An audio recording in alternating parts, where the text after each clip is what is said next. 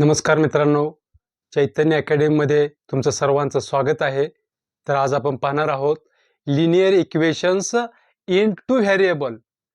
त्याचे एकूण 1.1 टू 1.5 इतके प्रॅक्टिस सेट आपले संपलेले आहेत. सगळे व्हिडिओ अपलोड केलेले आहेत.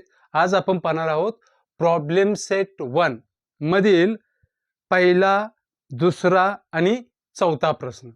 पहिला, दुसरा आणि चौथा प्रश्न. पहिला प्रश्न जो आहे तो मी इथे लिहून ठेवलेला आहे आणि हा जो भाग आहे हे तुम्हाला पाचव्या प्रश्नाचं उत्तर काय आहे ते तुम्ही फाइंड आउट करून सांगायचं. मी तुम्हाला याच्यामध्ये विश्लेषण करून सांगेन. तर आता आपण पाहणार आहोत पहिला प्रश्न. काय? Choose correct alternative for each of the following questions. काय सांगितलं पहिला प्रश्न? पहिला प्रश्न काय सांगितला बघा. To draw graph of 4x + 5y = 19. Find y when x = 1. म्हणजे जेव्हा x ची किंमत 1 दिलेली आहे, म्हणजे या ठिकाणी मी काय करतो, रब करतो बघा. 4x + 5y 4x + 5y = 19. बरोबर आहे. x किती दिलेला आहे? x हा किती दिलाय? x = 1 दिलाय. म्हणजे या इक्वेशन मध्ये ज्या ठिकाणी x आहे त्या ठिकाणी काय ठेवायचं? 1 ठेवायचं. म्हणजे 4 × 1 + 5y = 19. इथे काय आलं? 4 + 5y = 19. हे पॉझिटिव्ह आहे, निगेटिव्ह होईल. 5y = 19 - 4. हे इथे काय मिळेल आपल्याला? 5y = 15. मग इथे मल्टिप्लाय इकडे गेल्यानंतर काय होईल? डिवाइड होईल. म्हणजे आपल्याला y ची किंमत काय मिळेल? हे इकडे डिवाइड झाल्यानंतर 5 × 3 = 15. म्हणजे याचं जे उत्तर आहे ते कोणतं असणार आहे? बी. कोणतं उत्तर असेल? बी असेल. आता याच्यानंतर दुसरं गणित पाहूया. दुसरं गणित काय सांगितलंय? क्रेमरचा रूल यूज करायचा आहे. म्हणजे इथं आपल्याला dx दिलेला आहे, नंतर dy दिलेला आहे आणि d सुद्धा दिलेला आहे. मग याच्यावरून आपल्याला कशाची किंमत काढायला सांगितली आहे? फक्त x ची किंमत काढायला सांगितली आहे. x ची किंमत काढत असताना आपल्याला क्रेमर्स रूल जो आहे, हा क्रेमर्स रूलचा आपला फॉर्म्युला माहिती आहे. x = dx / d आणि y ची किंमत आपण फाइंड आउट करत असतो तेव्हा dy / d. पण आपल्याला इथे काय सांगितलंय? फक्त x फाइंड आउट करायला सांगितलंय. म्हणजेच x = dx / d. कारण काही बाबी दिलेल्या आहेत, हे dy द्यायची काय गरजच नाही. मग इथे काय येणार? 49 / 7. कारण d ची किंमत 7 आहे आणि dx ची किंमत 49 आहे. बरोबर आहे. इथे किती आलं? 7. म्हणजे याचं उत्तर ए आहे पहिलं. आता याच्यानंतर आपण दुसरं गणित पाहूया.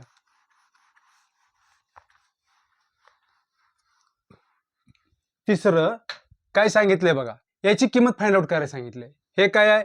Cross multiplication. डिटर्मिनंटची किंमत काढतो आपण. डिटर्मिनंटची किंमत काढतो म्हणजे काय करतो बघा. या दोन्हीचं क्रॉस मल्टिप्लाय करायचा, नंतर त्याच्यातून मायनस काय करायचं? या दोन्हीचं क्रॉस मल्टिप्लिकेशन. म्हणजे 5 × -4 - 3 × -7. इथे किती आलं? 5 × 20. एक positive, negative, negative, negative, negative. इथे काय आलं? पॉझिटिव्ह. 7 × 3 = 21. म्हणजे उत्तर जे येणार आहे 21 मधून 20 वजा करा आणि मोठ्या संख्येचं चिन्ह द्या. किती आलं उत्तर? 1. म्हणजे याचं उत्तर जे आहे कोणतं? डी. याचं उत्तर आहे डी. आता याच्यानंतर चौथं गणित पाहूया. आता याच्यामध्ये बघा, याच्यामध्ये काय सांगितलंय? डी ची किंमत काढायला सांगितलंय. डी ची किंमत काढायला सांगितली म्हणजे डिटर्मिनंटची किंमत काढायला सांगितली आहे. याचा अर्थ a1 a2 b1 b2. बरोबर आहे. म्हणजेच काय येणार इथं? 1 आणि 3, 1 आणि -2. म्हणजे या पद्धतीने a1 a2 म्हणजे 1 आणि 3, 1 3. b1 b2 1 - 2. आता यांचा क्रॉस मल्टिप्लाय करा, काय मिळेल आपल्याला? -2 × 1 -1 × 3 is equal to -2 -3 is equal to -5. याचं उत्तर काय मिळेल आपल्याला? -5. आता हे झालं चौथं गणित, हे पर्याय इथे. आता पाचवं जे गणित आहे, या पाचव्या गणिताचं थोडंसं मी काय करतो, विश्लेषण करून सांगतो. आता आपल्याला माहिती आहे की ग्राफ शो करताना आपल्याला काय करावं लागतं, जेव्हा सोल्युशन फाइंड आउट करायला सांगितले असतात तेव्हा दोन काय दिलेले असतात, linear equation in two variable दिलेले असतात. जेव्हा आपण याची मांडणी करतो कोणत्या फॉर्ममध्ये, A1/A2 B1/B2 आणि C1/C2 या फॉर्ममध्ये मांडणी करतो, तेव्हा दिलेल्या इक्वेशनला दोन इक्वेशन दिलेले असते, त्याचं कंपॅरिझन कोणाबरोबर करतो आपण? त्याचं कंपॅरिझन A1x + B1y = C1 आणि दुसरं इक्वेशन कोणतं? A2x + B2y = C2. याच्याशी जर कंपॅरिझन केलं तर A1/A2 म्हणजे याच्यातला हा A1 झाला, हा काय झाला? B1 झाला. म्हणजे A1/A2 1/3, बरोबर आहे का? B1/B2 -2/4 -2/4. नंतर C1 हा C2 म्हणजे इथे काय आलं? 0/20.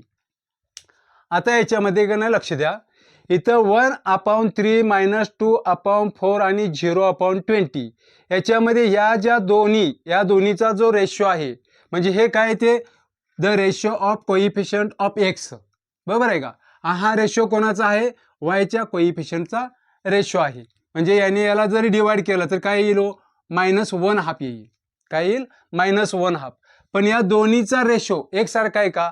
इथे 1/3 आहे, इथे 1/3 येईल का? कारण याने 2 ने 4 ला जर डिवाइड केलं तर आपल्याला काय मिळेल? -1/2 मिळेल, बरोबर आहे? म्हणजे हे या दोन्हीचा रेशो जो आहे, या दोन्हीचा रेशो एकसारखा आहे का? एकसारखा नाही. एकसारखा नाही म्हणजे A1/A2 is not equal to B1/B2. म्हणजे या दोन्हीचा जो रेशो आहे, या दोन्हीचा रेशो एकसारखा आहे का?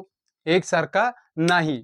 जर या दोन्हीचा रेशो म्हणजे एक्स आणि वायच्या कोइफिशियंटचा जो रेशो आहे तो जर इक्वल येत नसेल तर मिळणारा जो ग्राफ आहे, आता एक फॉर एक्झाम्पल तुम्हाला साठी सांगतो, हा जर आपण ग्राफ जर शो केला, ग्राफ पेपरवरती जर ग्राफ आपण शो केला, हा काय आहे?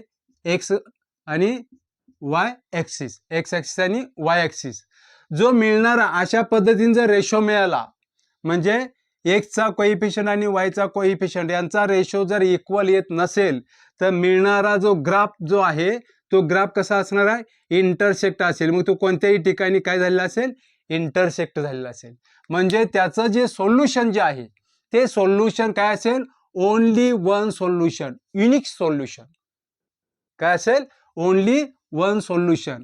आता इकडे बघा, या दोन्हीचं क्रॉस मल्टिप्लाय करा, 4चा आणि 1चा किती येईल? इथे 4 येईल, बरोबर आहे का? आता 3 आणि 2चा म्हणजे क्रॉस मल्टिप्लिकेशन करा, किती आलं? -6. क्रॉस मल्टिप्लाय केलं तरी सुद्धा त्यांचं म्हणजे इक्वल येत नाहीत. म्हणजेच मिळणारा ग्राफ जो आहे तो कसा असणार आहे? क्रॉस इंटरसेक्टिंग लाईन मिळेल, बरोबर आहे का? इंटरसेक्टिंग लाईन मध्ये ओनली वन सोल्युशन म्हणजे जेव्हा आपण या एक्स वरून या इंटरसेक्टिंग पॉइंट वरून वाय कोऑर्डिनेट फाइंड आउट करताना फक्त आपल्याला एक आणि एकच काय मिळतं? सोल्युशन म्हणजे उकल मिळते. आणि वाय वरती परपेंडिक्युलर एक्स वरती परपेंडिक्युलर लाईन जर ड्रॉ केली तर आपल्याला जे सोल्युशन मिळणार आहे ते किती मिळणार आहे? Only one. म्हणजे त्याला काय म्हणलं जातं? Unique solution. म्हणजेच या एक्सचा बघा, हे 1 काय आहे? एक्सचा कोऑर्डिनेट आहे, हे 4 काय आहे? वायचा कोऑर्डिनेट आहे. यांचा क्रॉस मल्टिप्लाय जर केलं तरी सुद्धा हे एकसारखे येत नाही, कारण यांचा रेशोच एकसारखा नाही. म्हणजे क्रॉस जरी मल्टिप्लाय केलं तरी सुद्धा ते इक्वल येणार नाहीत. म्हणजे आपल्याला मिळणारा जो ग्राफ आहे तो कसा असणार आहे? इंटरसेक्टिंग लाईन असणार. आणि त्याचं वोकल काय असणार आहे? Only one solution. कारण इथून जर परपेंडिक्युलर लाईन जर आपण y वरती जर ड्रॉ केली तर आपल्याला फक्त एक आणि एकच उकल मिळेल, आणि x वरती जर ड्रॉ केली तर एक आणि एकच. म्हणून सोल्युशन जे आहे ते ओनली ओन सोल्युशन म्हणजे युनिक सोल्युशन म्हटलं जातं. आता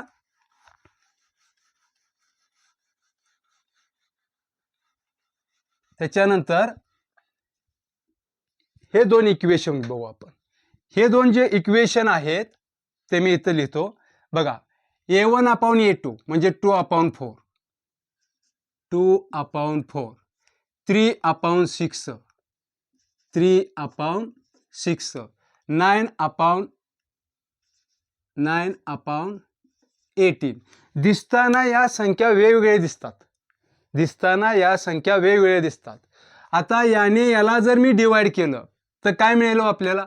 इथे 1/2 मिळेल. याने याला डिवाइड केलं तर काय मिळेल? 1/2 मिळेल. याने याला डिवाइड केलं तर काय मिळेल? 1/2 मिळेल. म्हणजे हा रेशो जो आहे तो कसा आहे? इक्वल आहे. म्हणजे a1/a2, b1/b2, c1/c2 यांचा जो रेशो आहे, हा रेशो जो आहे तो कसा आहे?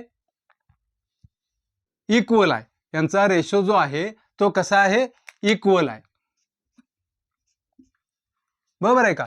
इक्वल आहे याचा अर्थ एखादा जर आपण ग्राफ वरती जर ग्राफ काढला आलो, ग्राफ पेपरवरती ग्राफ काढला आलो, तर याची जी लाईन मिळणार आहे, तोच ग्राफ याची हा जो मिळणारी जी लाईन आहे ती बरोबर याच्यावरतीच कुठेतरी असणार आहे. कोइन्सिडेंट लाईन म्हटलं जातं त्याला. ते एकावरती एक अशा प्रकारे एकावरती हे पहिल्या इक्वेशनचं काय केलं? लाईन ड्रॉ केली. अशा पद्धतीने जर मिळाली तर दुसरी इक्वेशनची लाईन जी आहे ती याच्यावरतीच बरोबर मिळेल. म्हणजेच आता याच्यावरती किती आपण लाईन ड्रॉ करू शकतो? तुम्ही कुठूनही तुम्ही पॉईंट इंडिकेट करा, कुठेही इंडिकेट करा, म्हणजे तुम्हाला तितके काय मिळतील? सोल्युशन मिळतील. म्हणून मिळणारी जी लाईन जी आहे ती कशी असते? कोइन्सिडेंट लाईन असते.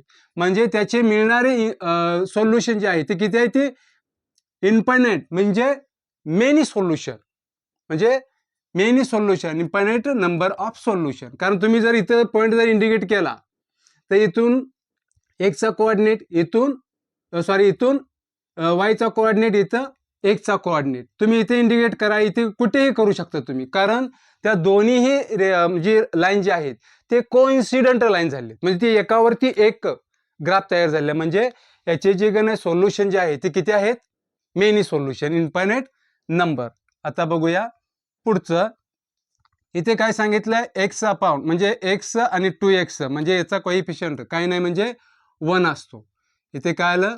1/2. इथे काय? 2/4, 2/4 आणि 4/12. आता इथं काय आलं? हा रिड्यूस होतच नाही. इथे काय येणार हो? इथे काय येणार? 1/2 आणि इथे काय येणार? 1/3 आणि हे 1/2 आहे असं आलं. बरोबर आहे का? आता बघा इथं y आणि x च्या कोइफिशियंटचा जो रेशो आहे तो रेशो कसा आलेला आहे? या ठिकाणी इक्वल आलेला आहे. बरोबर आहे का? परंतु y चा कोइफिशियंट आणि कॉन्स्टंट टर्मचा रेशो आहे बरं का. हा जो आहे तो कॉन्स्टंट टर्मचा रेशो आहे. तो रेशो आणि हा रेशो एकसारखा आहे का हो? एकसारखा नाहीच आहे. म्हणजे काय सांगितलंय? b1/b2 is not equal to c1/c2. तेव्हा मिळणारा जो ग्राफ आहे तो पॅरलल असेल. तो कसा असणार आहे? पॅरलल असणार आहे. सपोज म्हणजे हा ग्राफ जर आहे, आपण हा ग्राफ जर आपण सपोज केला तर आपल्याला जो मिळणारा जो ग्राफ आहे हा कसा असणार आहे? पॅरलल असणार आहे. They do not intersect with each other. ते एकमेकाला कुठे इंटरसेक्ट करतात का हो? ते कुठेही इंटरसेक्ट करत नाहीत. ज्या अर्थी ते इंटरसेक्ट करत नाहीत त्या अर्थी त्या ग्राफचे उकल किंवा त्या इक्वेशनची उकल ही एकही नसते. म्हणजे नो सोल्युशन, नो सोल्युशन. हे 3 जर पॉइंट जर तुम्हाला समजले असेल तर आता इकडे लक्ष द्या.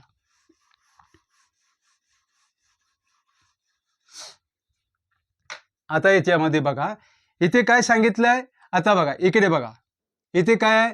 साईदोनी 12, चारी त्रिकोण 12, म्हणजे यांचा क्रॉस मल्टिप्लाय जरी केलं तर काय येणार आहे इक्वल, बरोबर आहे का. इथे काय येणार आहे इक्वल येते. या इथे क्रॉस मल्टिप्लाय करा, हे रिड्यूस केलेला भाग आहे, याला क्रॉस मल्टिप्लाय करा इक्वल आला, याचा क्रॉस मल्टिप्लाय करा इक्वल आला, बरोबर आहे का. आता या दोन्हीचा क्रॉस मल्टिप्लाय करा, सॉरी इथं या का रिड्यूस केलेला भाग घ्यायचा आहे, या दोन्हीचा क्रॉस मल्टिप्लाय करा, या दोन्हीचा क्रॉस मल्टिप्लाय करा, याचा रेशो कसा आला इक्वल आला, बरोबर आहे का. पण या दोन्हीचा का क्रॉस मल्टिप्लाय केलं तर इक्वल येतो का, त्यांचा रेशो पण इक्वल येत नाही आणि क्रॉस मल्टिप्लिकेशन सुद्धा इक्वल येत नाही. आता हे दिलेलं तुम्हाला 5वं गणित, याचं सोल्युशन काय असेल बघूया आपण. याचं काय येणार आहे उत्तर, याचं उत्तर काय येणार आहे ए अपॉन एम, नंतर काय सांगितलंय बी अपॉन एन, आणि दुसरं काय सांगितलंय सी अपॉन डी. पण देताना गणितामध्ये काय दिले बघा, देताना गणितामध्ये काय दिलंय x plus b y is equal to c and m x plus n y is equal to d, but a N is not equal to B m. म्हणजे ए एन ची जेवढी किंमत आहे तेवढी बी एन ची किंमत आहे का, तेवढी बी एन ची किंमत नाही. म्हणजे काय सांगितलंय, हे इक्वेशन इथं लिहितो तुम्हाला समजण्यासाठी, m x plus n y is equal to d, हे इक्वेशन मी काय केलं इथं लिहिले. आता बघा ए एन हा ए आहे, हा एन आहे, हा बी आहे वायचा कोइफिशियंट, एम जो आहे तो एक्सचा कोइफिशियंट. मग यांचा क्रॉस मल्टिप्लिकेशन जे आहे ते इज नॉट इक्वल टू 0. ज्या अर्थी यांचा क्रॉस मल्टिप्लिकेशन इक्वल नाही, याचा अर्थ गण त्यांचा रेशो सुद्धा काय असणार आहे इक्वल नसणार आहे. म्हणजे ते कोणत्या फॉर्मॅटमध्ये बसेल, याच्यामध्ये बसेल. म्हणजे इथं काय सांगितलंय बघा, इथे क्रॉस मल्टिप्लाय करा, काय सांगितलंय क्रॉस मल्टिप्लाय जर केलं तर ए एन, इथे बघा A N is not equal to, इथे काय दिलंय बी एम. या दोन्हीचं मग कारण हे देतानाच का नाही तुम्हाला म्हणजे प्रश्नामध्येच दिलेलं आहे. आता या दोन्हीचा क्रॉस मल्टिप्लाय करा, या दोन्हीचा जर क्रॉस मल्टिप्लाय केला तर काय येईल, इथे 4 इथं -6. म्हणजे हे जे क्रॉस मल्टिप्लिकेशन आहे, क्रॉस मल्टिप्लिकेशन जे आहे ते सुद्धा इक्वल आहे का नाही. मग आता मला तुम्ही सांगा की 5व्याचं उत्तर कोणतं, कारण हे जे आहे ते याच्यामध्ये बसू शकत नाही, बरोबर आहे का. कारण क्रॉस मल्टिप्लाय जे आहे यांचं cross multiplication A N is not equal to B M. A is काय coefficient of X, N is coefficient of Y, B is coefficient of Y आणि M is coefficient of X. मग आता याच्यामधून उत्तर काय बघा, तुम्हाला 4 पर्याय दिलेत. ओनली वन कॉमन सोल्युशन, बी आहे नो सोल्युशन, सी आहे इन्फायनाइट नंबर ऑफ सोल्युशन्स आणि डी आहे ओनली 2 सोल्युशन. आता तुम्ही काय सांगाल, याच्यामधलं पहिलं उत्तर असेल कोणतं, याचं उत्तर कोणतं, A only one common solution. याच्यानंतर आपण दुसरं गणित पाहूया. आता आपण पाहणार आहोत प्रॉब्लेम सेट 1 मधील दुसरं गणित. हा जो भाग दिलेला आहे तो गणित ऍक्टिव्हिटीचा भाग दिलेला आहे. काय सांगितलं प्रश्न, complete the following table to draw the graph of 2x - 6y is equal to 3. आणि हे जे ब्रॅकेट आहेत हे काय करायला सांगितलंय, फिल करायला सांगितलंय. म्हणजे हा 2 मार्काला येण्यासारखी ऍक्टिव्हिटीचा भाग येतो हा. याच्यामध्ये काय करायचं बघा, हे फाइंड आउट कसं करायचं. तर इथं देताना या ब्लॉकमध्ये काय दिलंय, x ची किंमत दिली आहे, आणि या ब्लॉकमध्ये या टेबलमध्ये काय दिलंय y ची किंमत दिलेली आहे. ह्याची y ची किंमत दिली आहे. म्हणजे x ची किंमत x च्या ठिकाणी ठेवा एकदा, नंतर y ची किंमत एकदा ठेवा. अशी 2 प्रकारे क्रिया केल्यानंतर हे तुम्हाला चारी बॉक्स त्याची उत्तरं मिळतील. बघूया आपण दिलेले जे इक्वेशन आहे काय, 2x - 6y is equal to 3. याच्यामध्ये काय करायचं, x ची जी किंमत आहे, put x is equal to -5. हे -5 जे आहे ती या इक्वेशन मध्ये ठेवा, जिथं x आहे त्या ठिकाणी -5 ठेवा. काय मिळेल हो इथे 2 into -5 -6y is equal to 3.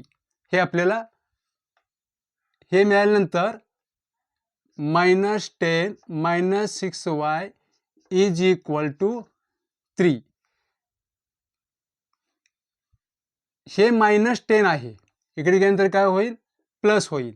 -6y is equal to 3 + 10 -6y is equal to 13. हे इथे काय आहे -6, या चिन्हासहित याला इकडे पाठवून द्या. आपल्याला y पॉझिटिव्ह पाहिजे म्हणजे 13/6. हे काय मिळाले y ची किंमत मिळाली. ही कशाची किंमत मिळाली y ची. आता जर 1 ची किंमत असेल तर ही y ची किंमत मिळाली. आता y बरोबर y इज इक्वल टू 0 असेल तर या इक्वेशन मध्ये ठेवा -6y इज इक्वल टू 3. हे 0 या ठिकाणी ठेवून टाका. 2x - 6 into 0 is equal to 3. 2x 6 ने कोणत्याही संख्येला मल्टिप्लाय केलं तर सॉरी 0ला मल्टिप्लाय केलं, 0ला कोणत्याही संख्येने मल्टिप्लाय केलं तर येणारं उत्तर 0च आहे म्हणजे इज इक्वल टू 3. म्हणजे x इज इक्वल टू 3/2. 3/2 येणारं इथे बघा, इथे काय आहे 1 ची किंमत मिळाली. y ची किंमत किती मिळाली 13/6 आणि x ची 3 सॉरी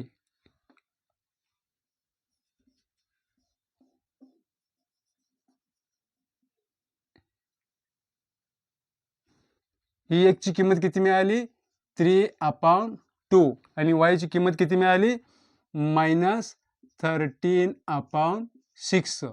मग इथं x पहिल्यांदा कोऑर्डिनेट लिहायचा, नंतर y कोऑर्डिनेट. पहिल्यांदा x काय सांगितलंय -5 -13/6. इथे काय येणार 3/2 आणि 0. याच्यानंतर आपण चौथा प्रश्न पाहूया. आता आपण पाहणार आहोत चौथा प्रश्न. चौथ्या प्रश्नामधील हे पहिलं, हे दुसरं आणि हे तिसरं आहे. आता मुख्य जो प्रश्न आहे प्रॉब्लेम सेट 1 मधील तिसरा, त्याच्यासाठी आपण सेपरेट व्हिडिओ बनवूया. काय सांगितलं find the value of each of the following determinant. या प्रत्येक डिटर्मिनंटची काय काढायला सांगितले किंमत काढायला सांगितले. म्हणजे किंमत काढायला म्हणजे काय करतो आपण क्रॉस मल्टिप्लिकेशन मायनस या दोन्हीचं क्रॉस मल्टिप्लिकेशन करून काय करायचं मायनस करायचं. इज इक्वल टू काय येणार 4 × 7 - 3 × 2 इज इक्वल टू या दोन्हीचा गुणाकार 28 - 6 इज इक्वल टू 22. या दोन्ही सेम प्रोसिजर क्रॉस मल्टिप्लाय करा.